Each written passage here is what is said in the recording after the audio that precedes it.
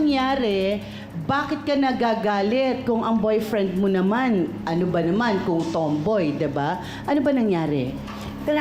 Naging ka-chat ko po kasi siya.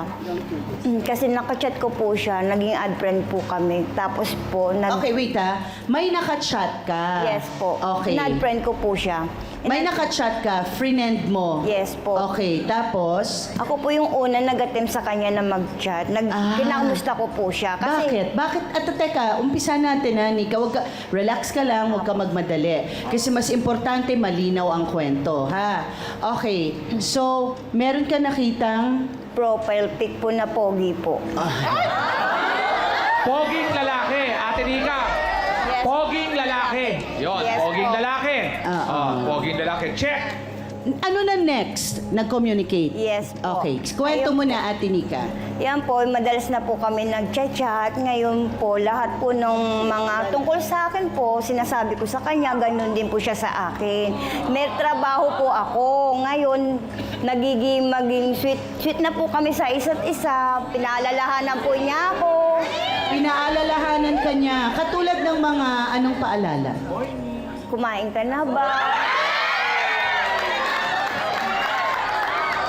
Okay, so tuloy mo yung kwento mo. Ayun nga po, naging palagay po kami sa isa't isa, naging malambing po siya sa akin, ganun din po ako sa kanya. Lagi po niya ako pinapalalahanan, yung mga suot mo, ayusin mo, kumain ka na ba? Kapag okay ka lang, magpahinga ka rin, ganyan po yung sinasabi niya sa akin hanggang sa nahulog po yung loob ko talaga sa kanya. Okay, nahulog ang loob mo. Ikaw ba ay single? Ang totoo po, ako po ay may ka-live-in at 6 ang anak ko po. Kailan nangyari ito? 1 month ago na po. 1 month ago. 1 month ago lang, gano'n na kayo katagal ng live-in partner mo?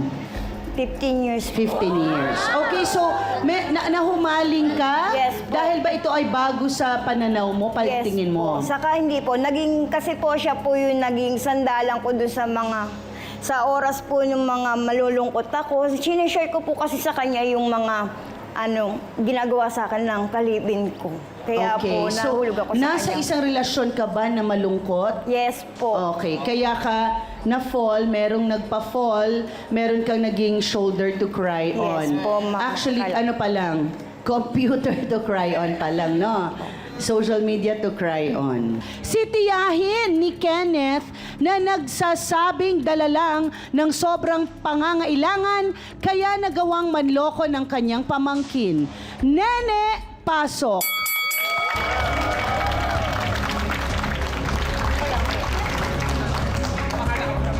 Ate Nene, diretsahang tanong, ano itong mga matitinding pangangailangan ng pamangkin mo para umabot sa panluloko? Kasi po, wala po siyang trabaho.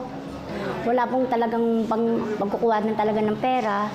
Ngayon, sa amin hindi po siya makahingi, gawa rin. Walang-wala rin po kami. Kaya nagawa po ng pamangkin ko po yun.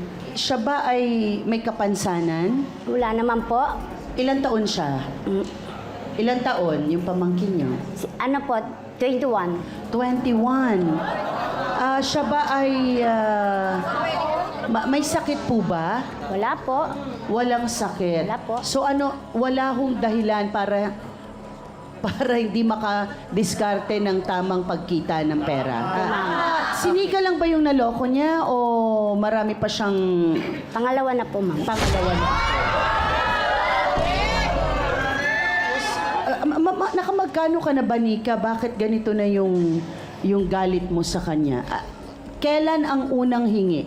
Noong April 1 po, 3,000 po. Bakit daw? Anong Kasi dahilan? daw po, may sakit ang nanay niya. Totoo ba to, Ate Nene? May Ito po, sakit ma'am. talaga? Meron po, ma'am. Talagang may sakit po. May sakit talaga yung nanay niya. So, Nika, magkano yung next? 1K po. Ito na yung pinakahuli. Yes po. So, naka-4,000. Yes po. Okay. And then after, ano na nangyari? Kayo ba ay nagkita na? Ano po, nag-request po siya na magmita po kami.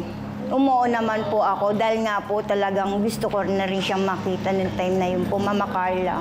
No, yung live-in ko po, lagi po siyang stay-in from Pangasinan. Hindi na po siya sa akin umuuwi. hindi na siya live-in. Live out na siya. Living out pala, oo. Sa 6 na anak, Yes. suportado. Di bali, minsan po nagkukulang rin po. Kaya po, lahat po ng trabaho ginawa ko po, namamasura ako. Namamasura po ako, nagigip po ako sa kapitbahay namin. Kulang po talaga yung pera ng 6 na anak namin. Yun nga po, kaya po nangyari na gano'n na. At nag-extra ka pa ng padala Yun nga po. sa kachat mo. Siya naman ang tiyahin ni Nika na galit sa ginagawang panloloko ni Kenneth kay Nika. Ningning, pasok!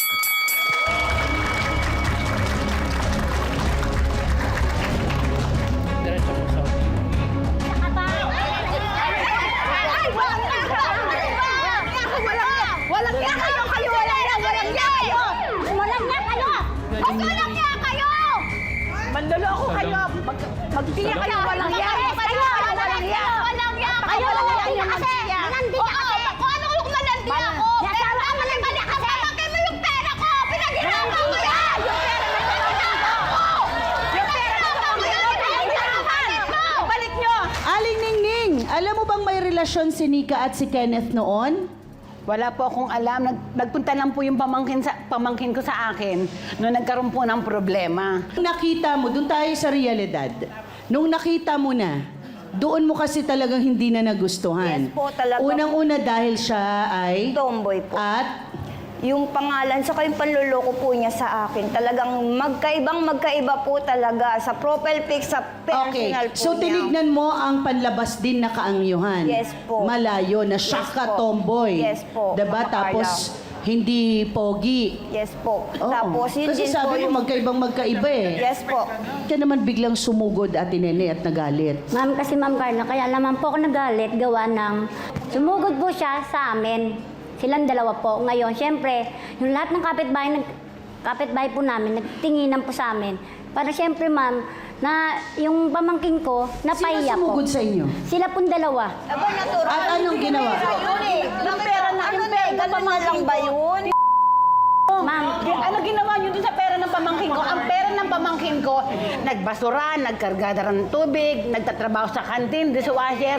Bandang huli tatawag yung pamangkin mo sa pamangkin ko, sasabihin kailangan ng pera. Hindi naman porkit paghingi niyo ng pera, ibibigay ka agad sa inyo. hindi oh. Okay, pero kung sakaling lalaki at siya talaga ang nasa profile pic, Ate Nika, ay tutuluyan mo ba? Hindi po, ma'am. Mama Carla, Hindi ako hindi po. naniniwala sa iyo. Hindi po. Kilalanin na natin ang nagpanggap na lalaki para mahut-hutan umano ng pera si Nika. Kenneth, pasok.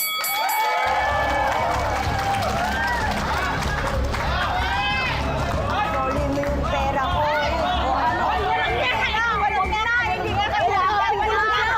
Walang niya kayo! Walang niya kayo! Walang niya! Walang niya kayo pera ko! Ginahapang ko yun! Balik. Walang niya kayo! Sorry nyo! Sorry nyo! Yakap-yakap ka Kenneth, dyan! nagpanggap ka daw bang talagang lalaki para si Nika ay mahuthutan? Yes po, ma'am. May nagsabi po kasi sa akin na kaibigan ko. Yun nga po Ito na... yung one mutual friend. Yes po. Sino yun? Pwede hindi mo na sabihin kasi wala naman siya, no? Kaibigan ko po, ma'am. Okay, sige. Yung time na yun, ma'am, may sinabi sa akin yung kaibigan ko, gawa dito nga po kay Nika na kung kani-kanino nakipag-chat, kung kani-kanino nakipag-usap na lalaki. Kaya inisto ko siya, gumamit ako ng account na talagang hindi niya ako makikilala.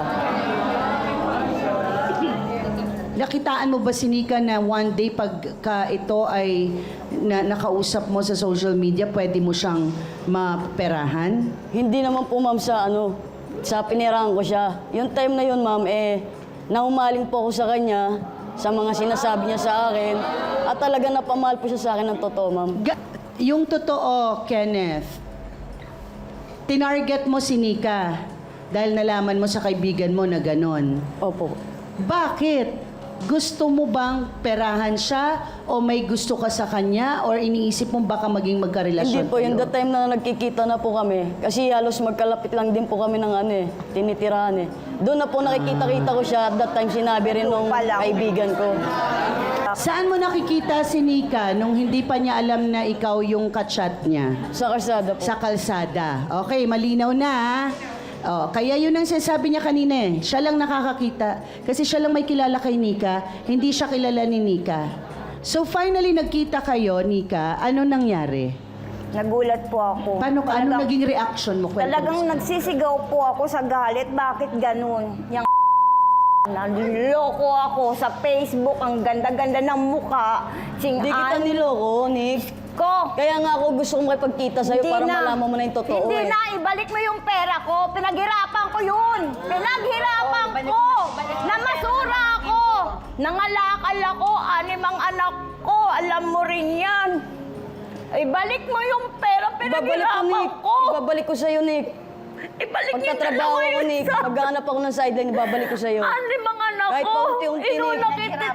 Pero Inuna ko yun. Para maibigay ko Iskandalo sa'yo. ginawa niyo sa amin. Yun, inutang pa ng pamangkin ko para nang ibigay Yung sa'yo. iskandalo ginawa niyo. Iskandalo kayo ang nag-ano. Wala na tayong magagawa sa reaksyon ng Kayo mga lahat. panluloko Iskandalo nga. natin. Iskandalo, paano kami hindi maging iskandalo? Ano ko? Yung pera Balik yung kasi ginawa ang niyo pera sa lang amin. yan. Ibabalik yan. Ang pera kaya, Iskandalo. ang pera kaya, Yan, ginawa ibalik niyo. eh.